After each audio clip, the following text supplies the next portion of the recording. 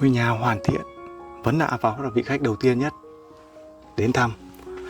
Đó, chúng ta gần hơn để nhìn thấy những cái vết, ví dụ đây này. Đó, mấy đứa sẽ gắn cái lan can vào đây. Lúc nãy thì mình từ xa thôi. Còn cái này là mấy đứa sẽ được màu giống này. Đó, bên trong ngôi nhà chúng ta nhìn thấy cái màu này quý vị này. Đó.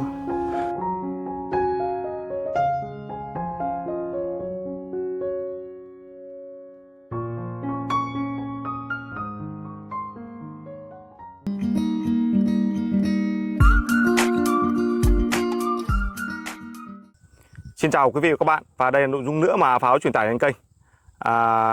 Công trường làng Đủ mới như thế nào? Và này thì Pháo quay ghi hình vào ngày cuối tháng 31 tháng 10 quý vị ạ. Chúng ta còn đúng 2 tháng nữa, đúng là ngày bàn giao công trình của Thủ tướng Chính phủ chỉ trong các cuộc họp nói quý vị. Tuy nhiên thì trong một số thông tin thì Pháo cập nhật được là bên phía Bộ Quốc phòng thì có thi đua, đó là hoàn thành trước hoặc là bàn giao trước ngày 22 tháng 12, ngày thành lập Quân đội Nhân dân Việt Nam. Và chúng ta cùng chạy đua, cùng tiến trình, cùng làm việc, cùng đội ngũ làm việc quý vị nhé. Và từ đây thì chúng ta xem file flycam công trình lên.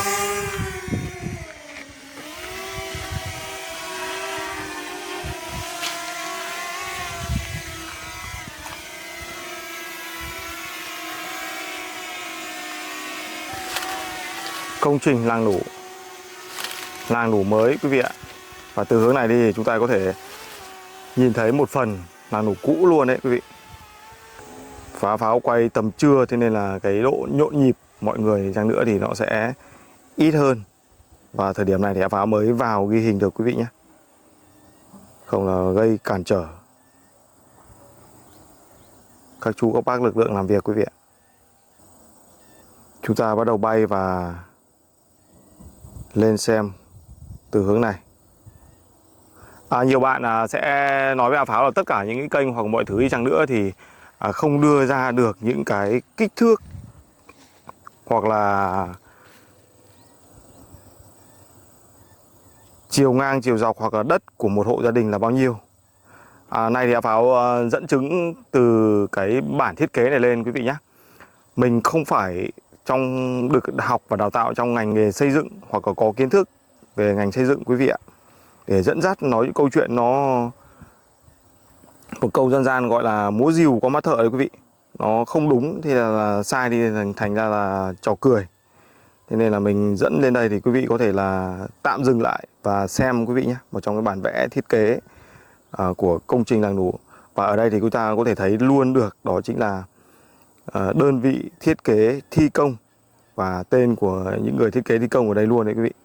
Thì quý vị có thể là xem tham khảo, và đây chỉ là tài liệu tham khảo thôi quý vị nhé. Về độ chính xác của nó thì Pháo không chịu trách nhiệm. Từ hướng này chúng ta có thể thấy 1, 2, 3, 4, 5, 6, 7, 8 căn, 9, 10, 11, 12, 13, 14, 15, 16, 17, 18, 19, 20, 21, 22, 23, 24. Tối thiểu là 24 căn rồi quý vị ạ. 24 căn, dựng cột các kiểu rồi. Chúng ta đi từ đầu đến cuối nhé. Đúng như mình suy đoán quý vị ạ, khu vực này hôm rồi là ép nhồi cọc ấy quý vị. Đó. Thì đây có thể là một cái nhà văn hóa hoặc là trường học, tiểu học ấy các bạn, trường tiểu học hoặc trường mầm non ở khu vực này ấy. Thì với thiết kế nhồi cọc xuống thì sẽ chắc chắn vững chãi hơn. Đó. Và công trình làng Đủ mới này thì bao gồm có cả hạng mục nhà văn hóa và trường học quý vị ạ. Và cơ bản những căn nhà ngày nay thì đã lên tường hết quý vị ạ.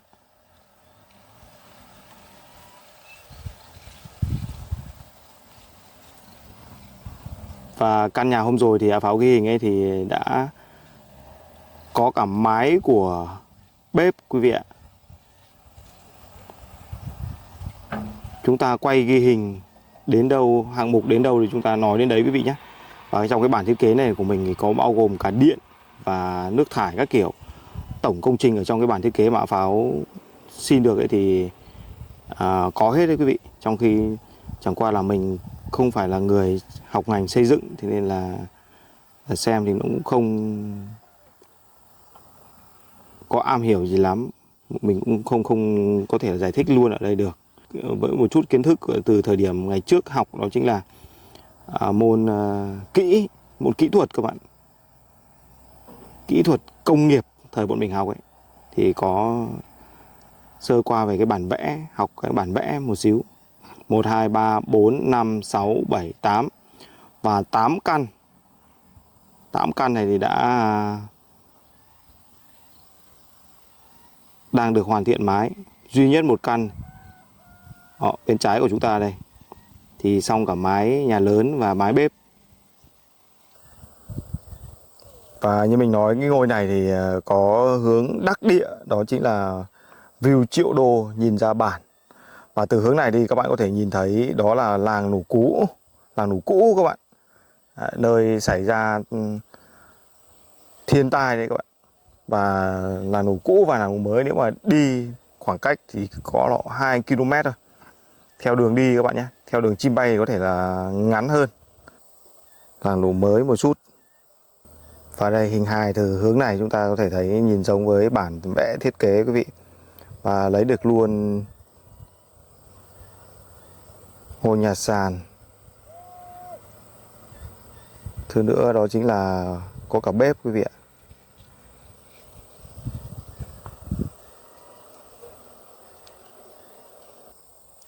Đó, góc này là rõ nét nhất ở trên file flycam của mình nhìn xuống quý vị.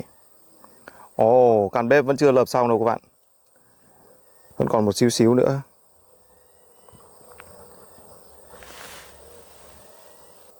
Chúng ta xem các thiết bị máy móc còn làm việc quý vị nhé. Có những thời điểm mà giờ trưa này thì anh em công nhân và các bác làm ấy thì nghỉ trưa quý vị ạ. Nghỉ trưa thì ca trưa thì nghỉ cỡ khoảng độ 11 giờ 45 thì tất cả các lực lượng đã dừng hết. Và ăn cơm xong đến 1 giờ 15, 1 giờ 30 thì bắt đầu làm lại.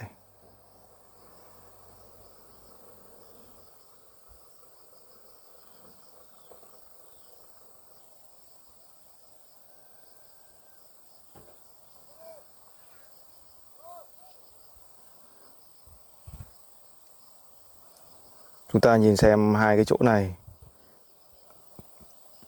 mà bên máy cầu đang đứng ở đây quý vị, mà bãi cọc chúng ta có thể nhìn thấy, thì Áo Pháo đoán rằng là đây là nhà văn hóa và một điểm trường học. Phán đoán thôi quý vị nhé. Thực tế như nào thì chúng ta sẽ chờ ngôi nhà lên hình.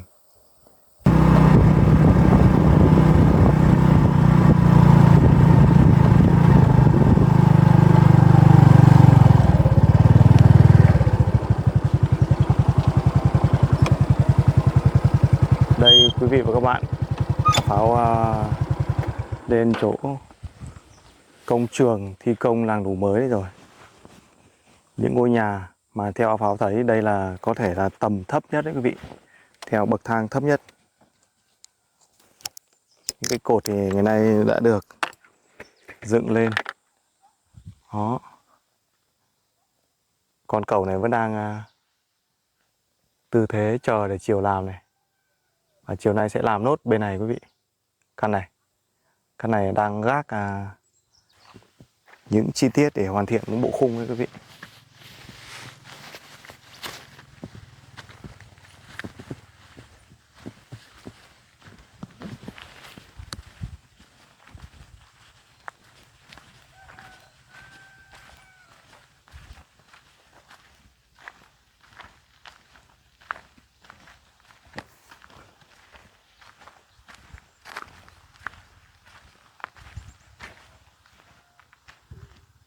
Đây. Khi có cái phần cao su hôm trước Áo Pháo giới thiệu quý vị. Đó. Đây là một cái xà ngang chẳng hạn, nó gác lên. Sau nữa thì người ta sẽ căn chỉnh cho nó bằng kích thước level để thăng bằng này các bạn. Xong rồi sẽ đổ xi. Và cái phần nhô lên quý vị nhìn thấy không? Một cái khung thép ấy ạ. Mấy nữa thì sẽ chụp một cái cột tròn vào đấy, xong là đổ bê tông.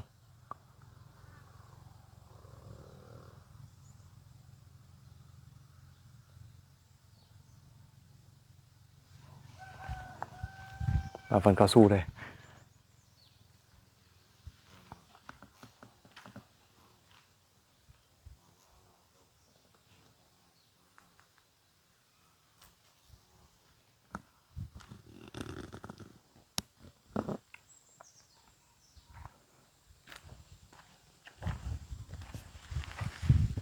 Ta đi ở đây thì các bạn.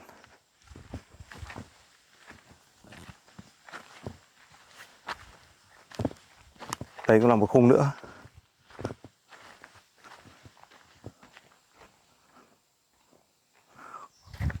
Khung này đã được dỡ những cái chống quý vị nhé.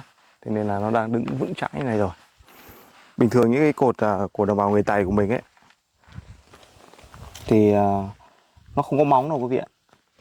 Nó chỉ đặt là gỗ, xong là làm vì, có thể là chôn cây tạo cái khung trước, xong là cố định những cái cột và những vì với nhau lên và đặt lên một cái phiến đá hoặc một viên đá thôi quý vị. Thế mà nó vẫn đứng vững chãi các bạn. Còn những căn nhà này thực sự không có nghi ngờ gì, vững chãi với cái móng siêu siêu tốt như vậy. Xong nữa là lên trên này còn có cái sự liên kết giữa các ở tầng 2 nhé, xong rồi lên tầng 3 nữa là mái ấy. Đó, liên kết như vậy nữa thì điều đấy chắc chắn quá. Quá chắc chắn. Vĩnh cửu đời đời luôn đấy, nhà này.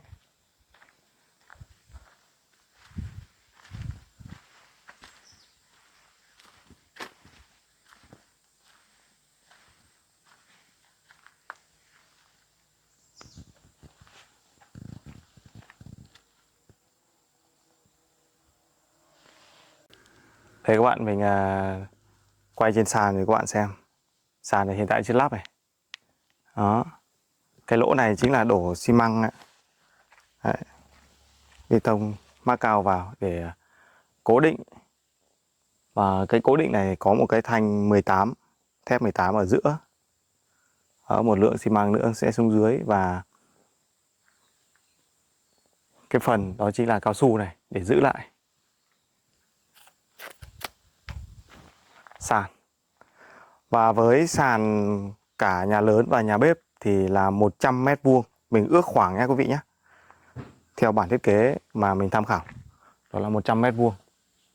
Còn phần sân ở đằng sau nữa thì nó cũng tương đương với quý vị. Nó cũng sẽ cỡ khoảng độ 100 nữa để có thể là nuôi con gà và làm cái vườn. Cũng cỡ khoảng 100 ở đây các bạn, cái vườn đằng sau như này. Riêng mặt sàn của nhà bếp và nhà lớn sẽ là 100. Và khoảng sân này nó cũng sẽ cỡ khoảng độ xít xoát 100 nữa. Có nhà nhỏ, có nhà lớn. Đó. Và công trình trường học, nhà văn hóa thì khu vực trên này. Trên file flycam mình xuống các bạn. Tuy nhiên là tầm này thì chúng ta sẽ tò mò nhiều hơn, đó chính là cái căn mà đang hoàn thiện mái rồi quý vị. Chúng ta sẽ tò mò hơn là căn hoàn thiện mái hiện tại người ta đã có nội thất chưa, và mọi thứ bài trí bên trong như thế nào, đúng không ạ? Để chúng ta sang xem căn này một xíu quý vị nhé. Căn này đang hoàn thiện là cái sàn. Xem có lên được không, chúng ta xem một tí. Mọi căn mã pháo đang đứng bên dưới này các bạn này. Tiến độ mọi thứ thi công làm rất khẩn trương luôn đấy quý vị. Bữa trước thì chỗ bên này thì chỉ là hố móng thôi, bây giờ đã dựng hết cột lên rồi. Siêu siêu khẩn trương. Kết cấu lóc ghép và có thể là toàn bộ những căn nhà hoàn thiện này các bạn nhé, hoàn thiện những căn nhà. Chứ còn về sân vườn hoặc là vườn tược hay cái gì nữa thì mình có thể là sẽ bổ sung sau một xíu. Mình thấy các bác đang thi đua đó là có thể là hoàn thiện trước 22 tháng 12.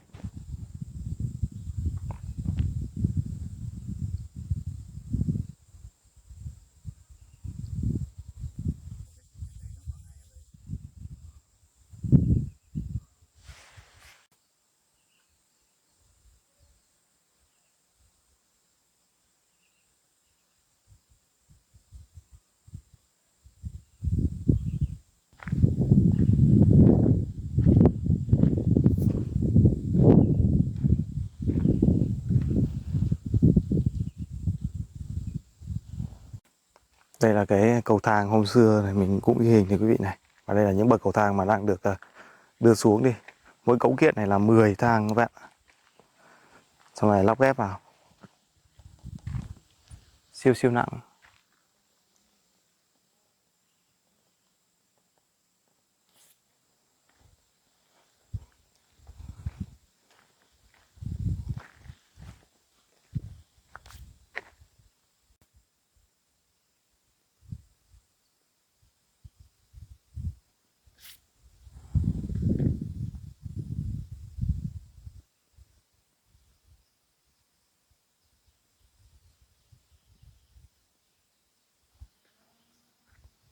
Chúng ta với tiến độ quý vị nhé, ngày mùng 10 tháng 9 thì xảy ra thiên tai. Sau nữa thì Thủ tướng Chính phủ lên thăm và có chỉ đạo. Sau đó các đơn vị gấp rút làm bản thiết kế các kiểu. Và lúc đấy thì mới đóng. Ví dụ đơn vị nhà thầu trúng thầu chẳng hạn thì người ta mới có cái bản thiết kế và lên ý tưởng mọi thứ. Và đóng thành những cái cột như này. Và di chuyển từ dưới Hà Nội lên chẳng hạn. Và hôm nay A Pháo ghi hình đó là ngày 31 tháng 10. Vậy là chúng ta vừa làm mặt bằng, vừa làm những cấu kiện lắp ghép này. Tất cả các đơn vị đều có sự nhanh nhẹn và di chuyển mọi thứ lắp ghép thành hình ngôi nhà như vậy để bà con làng Đổ có ngôi nhà sớm nhất. Như vậy thì chúng ta có thể như A Pháo nhận xét đấy. Và hiện tại là có một căn đã hoàn thành rồi. Vậy như vậy là chúng ta làm cỡ khoảng độ cả mặt bằng mọi thứ tháng rưỡi thôi. Với tháng rưỡi mà xong một ngôi nhà thì đấy là một cái điều nhanh không quý vị? Siêu siêu nhanh. Đó. Nếu như các bạn làm một ngôi nhà dưới là 1 tầng, 2 tầng, 2 tầng. Đó. Và với chiều này là mặt tiền. Mình lấy mặt tiền đi. Mặt tiền là 8 mét. Đó. Mặt tiền là 10 mét quý vị ạ. Và chiều bên trong này là 8 mét. 8 x 10. 80. Trên 80. Hơn 80 mét vuông. Và làm nhà 2 lầu như vậy, nếu như mà làm nhà xây truyền thống thì mất phải nhanh nhất cũng cỡ khoảng phải 3 tháng. Thì đây là nhà lắp ghép thì như vậy thì là siêu siêu nhanh rồi và vững chãi nữa quý vị. Điều chúng ta tò mò nhất đó chúng ta lên ngôi nhà đầu tiên hoàn thiện xong mái như thế nào. Chúng ta đi quý vị nhé. Một số cập nhật ở khu vực mà Pháo có thể ghi hình ở dưới này cho quý vị biết.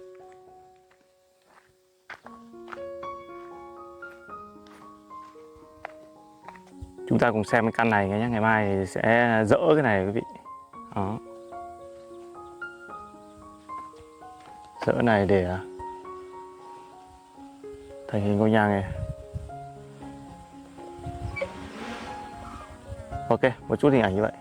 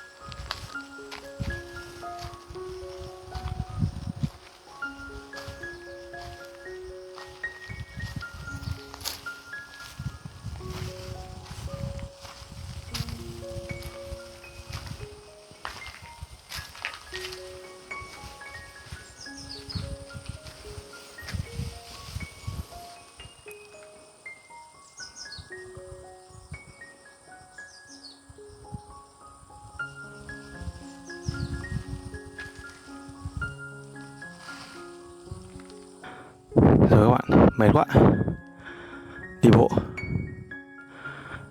Đây là căn nhà đầu tiên hoàn thiện, mái nhà lớn, xong rồi bây giờ chính là bếp quý vị ạ. Để mình đi vòng đằng sau xem mái nhà bếp một xíu quý vị nhé. Xong rồi sau sẽ vào bên trong xem là được bài trí cái gì chưa. Và ngày nay cái hạng mục mà ngôi nhà vào đang đứng kìa. Đó. Hiện tại người ta tiếp tục thảm nền đấy. Chắc là trong chiều nay sẽ thảm thôi. Và thảm nền thì các bạn nhìn thấy á, có cả cái thép, lưới thép này, để xuống bên dưới này để thảm nền. Siêu siêu chắc chắn.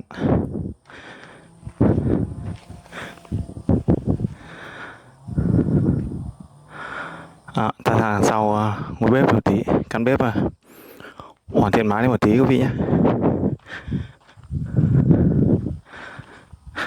Như nãy mình nói là có thể là nhà có thể là có vườn 100 mét vuông, có thể là sẽ hơn.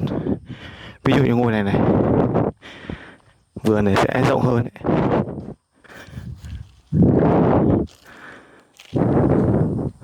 Từ đây các bạn nhìn vào căn bên dưới cùng này, đắc địa về view. Thứ nữa là cái diện tích vườn này theo cảm nhận của mình là thấy cũng rộng.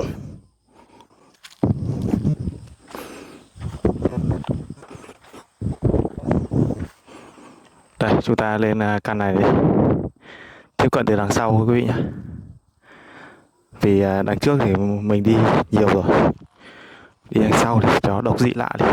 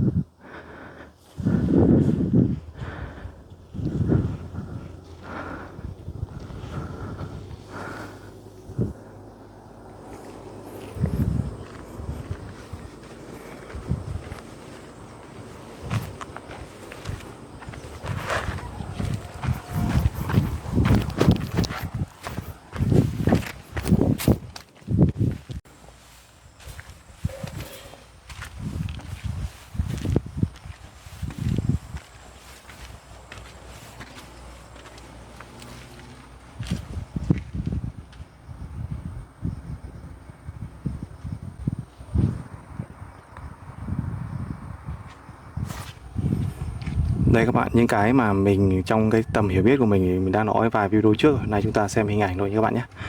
Những căn mà đang hoàn thiện mọi thứ.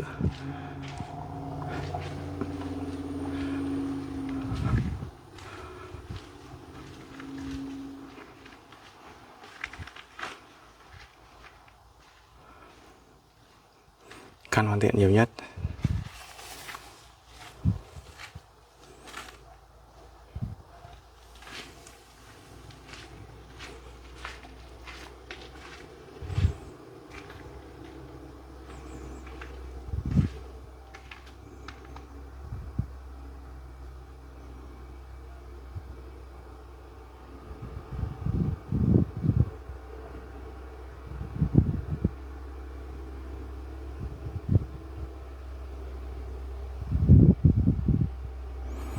Và các bạn có nhìn thấy một điều mới ở trong căn hoàn thiện này không? Đó chính là lan can các bạn ạ.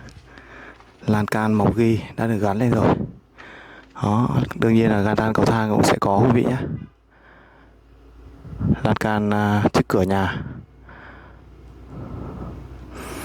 Điều mà mỗi phụ huynh hoặc là mọi người quan tâm, ví dụ như cái lan can này, như kiểu các khu dân cư đều có, chúng ta sẽ gia cố bằng những sợi cáp với các bạn, để tránh những em bé hoặc là những vật nuôi của mình nó cố tình nó thò đầu ra chẳng hạn.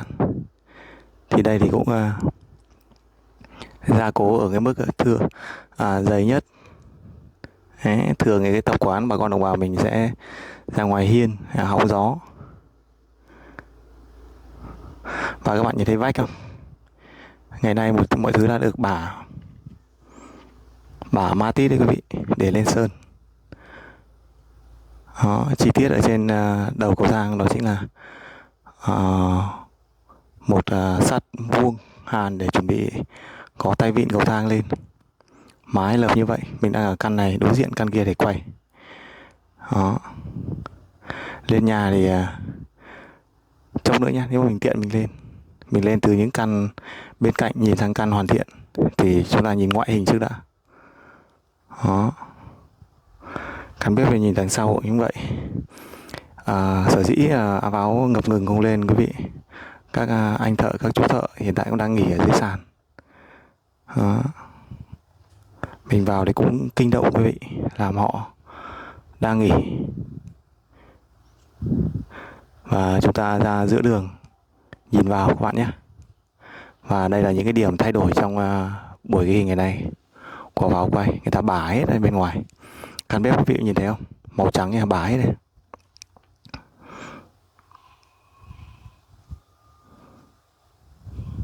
Đó. Và căn bên dưới này là vào đang đứng đây quý vị, thì cũng tương tự thôi. Đấy. Ta đang sơn hoàn thiện.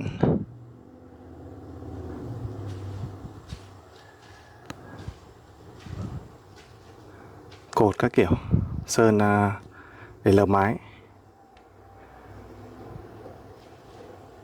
Đó. Ở đây có vậy chưa nhỉ? Ở đây thì chưa các bạn ạ. Sẽ có một cái lớp sợi thủy tinh nữa cơ để bả. Đây này.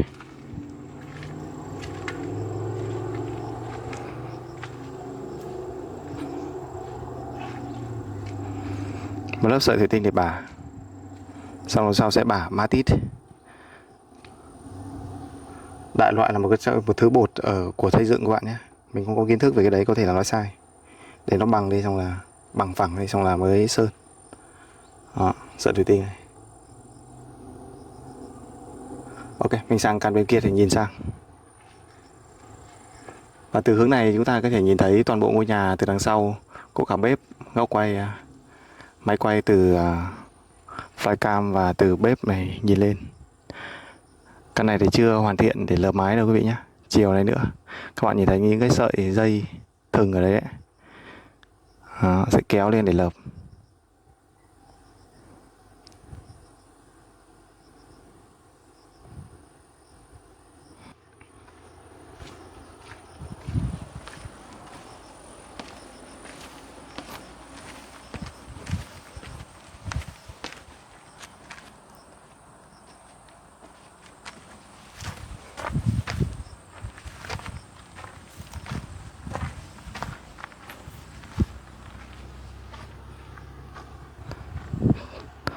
Rồi, từ hướng này nhìn lên, quý vị có thể là lo lắng những cái ta luy giáp ranh giữa ngôi nhà này với nhà kia quý vị.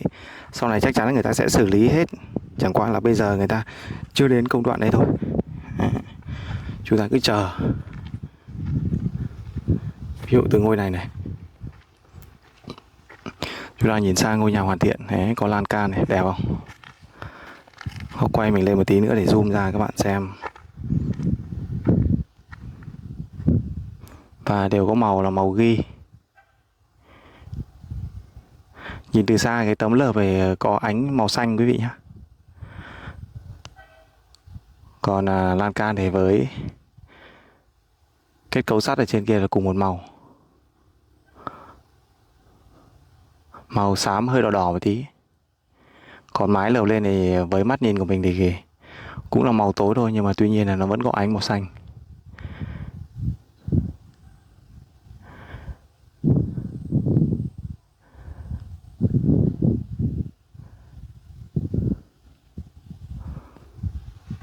Để chúng ta đi từ hướng này để nhìn lên.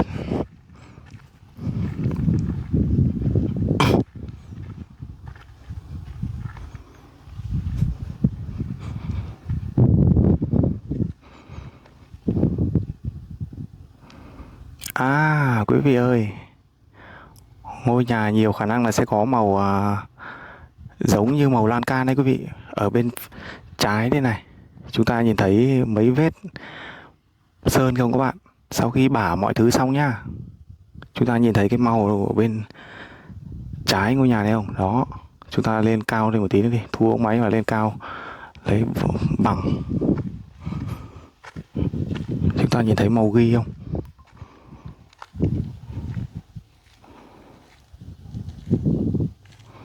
Đó.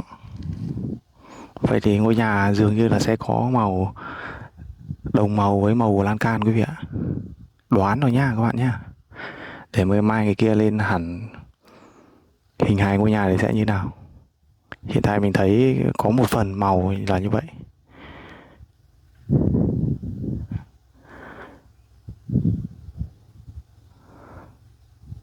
Đó, từ hướng này chúng ta nhìn cả bếp này.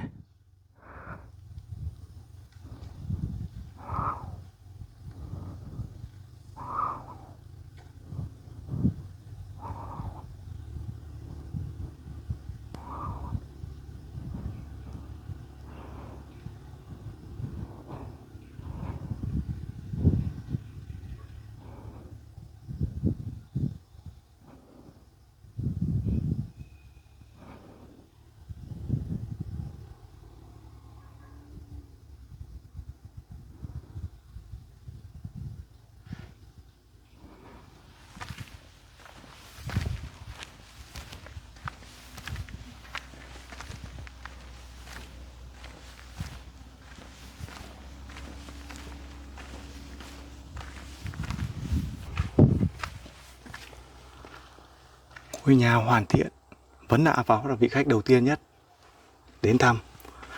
Đó, chúng ta gần hơn để nhìn thấy những cái vết, ví dụ đây này. Đó, mấy đứa sẽ gắn cái lan can vào đây. Lúc nãy nhìn mình từ xa thôi. Còn cái này là mấy đứa sẽ được màu giống này. Đó, bên trong ngôi nhà chúng ta nhìn thấy cái màu này quý vị này. Đó, khi làm dẻo xong là bả như các bác thợ xây làm ấy. Trong khi mình quay thì không ghi được cái hình ảnh vậy. Bên trong ngôi nhà, hệ thống lan can mọi thứ đang được chuẩn bị ở đây này.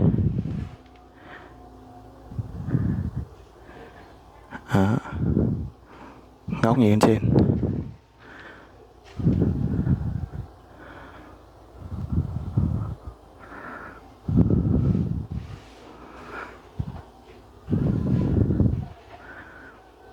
Ngôi nhà này tuyệt vời quá.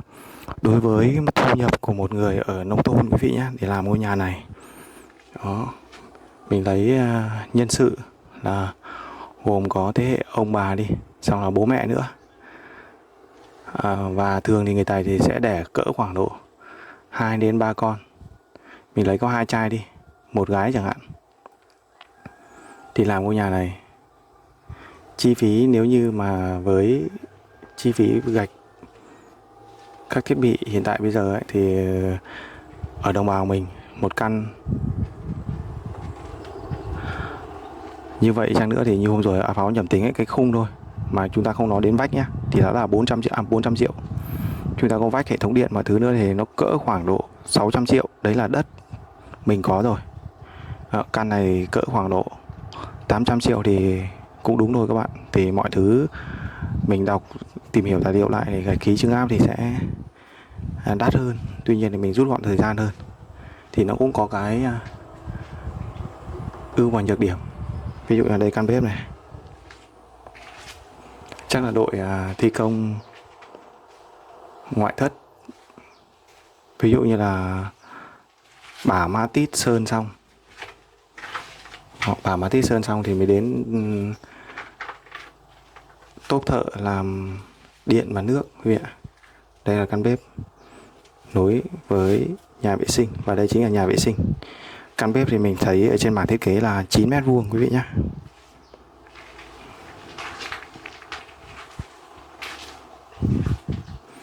Và đây mình ở góc này, nhờ cameraman lấy lên ở trên kia và nóc của căn bếp. Hiện tại buổi chiều sẽ lợp nốt. Đấy. Với diện tích là 9 mét vuông thì căn bếp sẽ có hình hài như vậy. Đó. Từ dưới các bạn quan sát lên này, nóc của bếp này. Và bếp lại thiết kế độc lập.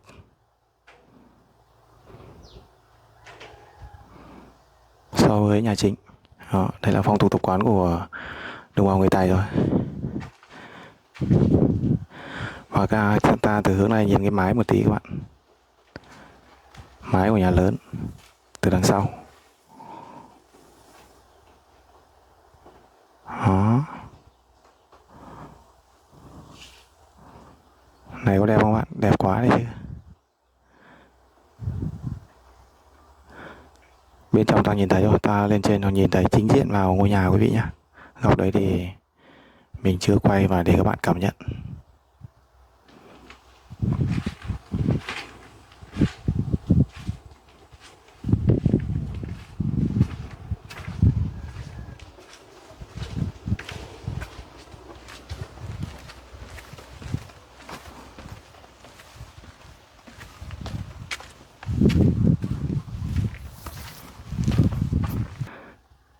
Đây, góc nhìn này chúng ta nhìn thấy như một đô thị các bạn. Hy vọng là sau này nữa thì làng Nùng sẽ là điểm đến của nhiều người tới thăm bà con nơi đây. Câu nói của mình cũng có thể là phát triển thành khu du lịch đấy các bạn. Đó, chúng ta nhìn thấy đấy. Và chính diện ngôi nhà hoàn thiện nhiều nhất, nhanh nhất. Và những hạng mục xong đầu tiên nhất chính là căn này. Đó. Góc này các ta có thể nhìn thấy. Tí nữa thì mình sẽ lùi ra bên phải một tí nữa thì sẽ lấy được cả căn bếp. Và bên phải nhờ cameraman zoom vào một tí, đó chính là lấy được màu sơn bên ngoài gần cửa sổ. Thì Pháo đang đoán rằng màu sơn của ngôi nhà sau này nó sẽ giống với màu sơn của lan can. Đó, phỏng đoán thôi nhé các bạn nhé. Vì mình thấy các bác sơn một phần lên đấy. Và chúng ta lùi dần lại một tí để lấy được cả căn bếp.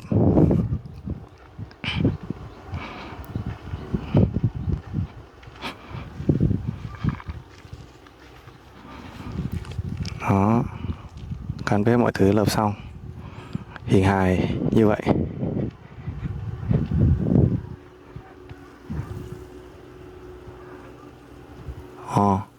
Và với căn này nữa thì chúng ta sẽ hoàn thiện, đó chính là cửa sổ, điện và thêm nội thất bên trong nữa là sẽ vào ở thôi. Như vậy tổng thời gian làm ngôi nhà này nó cỡ khoảng độ tháng rưỡi đến bây giờ. Đó, mình tính thời gian là tháng rưỡi cả giải phóng mặt bằng quý vị nhé. Tháng rưỡi thôi, với 45 ngày thì ngôi nhà này làm quý vị thấy nó khủng khiếp nhanh mức độ nào. Đó. Và bên dưới chúng ta quan sát căn bên dưới này, đang chuẩn bị đổ nền và lợp mái. Khả năng buổi chiều này nữa các bác sẽ lợp mái. Đó.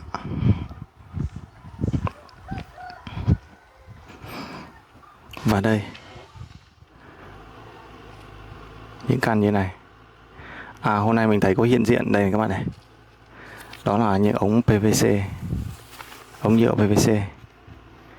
Đấy, vậy là chúng ta sẽ ngay ngày mai ngày kia thôi sẽ thấy được là hiện hữu của đường thoát nước, đường gom nước thải của nhà vệ sinh. Ở trên bản vẽ thiết kế này của mình cũng có đường điện và đường nước quý vị nhé. Có thể mình trích dẫn lên đây để một số bạn có chuyên môn có thể nhìn thấy là tham khảo. Và thứ nữa là Pháo cũng đỡ bị quê rằng là ông đi giới thiệu khu tái định cư làm nhà nhưng mà ông không có một cái kiến thức gì về xây dựng cả, xong là không có tí gì rằng là diện tích như này như kia, cũng khó cho mình quý vị. Thì các bạn có thể là xem cái bản thiết kế này để tham khảo. Ok, một đô thị, dường như là một đô thị quý vị. Đó. Và ngày nay thì Pháo truyền tải khu tái định cư làng Nùng mới. Đó. Tới đây thôi quý vị. Chúng ta thấy là tiến độ công trình rất nhanh và những ngôi nhà rất đẹp luôn. Đó. Và Pháo kết thúc video tại đây. Hẹn gặp lại các bạn video tiếp theo trên kênh vào những cái hạng mục ngày mai thì Pháo cập nhật tiếp. Cảm ơn quý vị.